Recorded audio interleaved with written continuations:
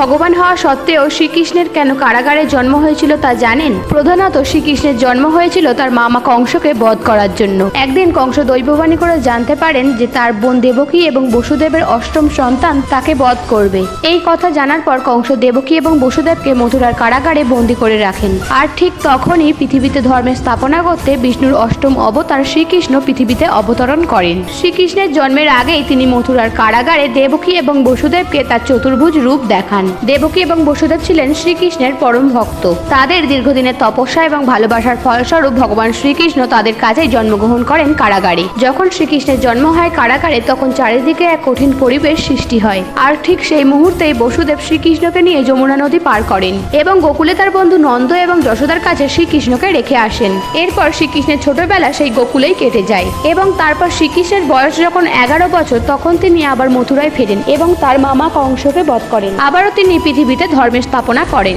পৃথিবীতে ধর্মের স্থাপনা করতে ভগবান কোথায়, কিভাবে, কখন অবতরণ করবে তা কেউই জানে না। ভিডিওটা যদি ভালো লেগে থাকে অবশ্যই কমেন্ট বক্সে জয় শ্রীকৃষ্ণ লিখতে ভুলবেন না।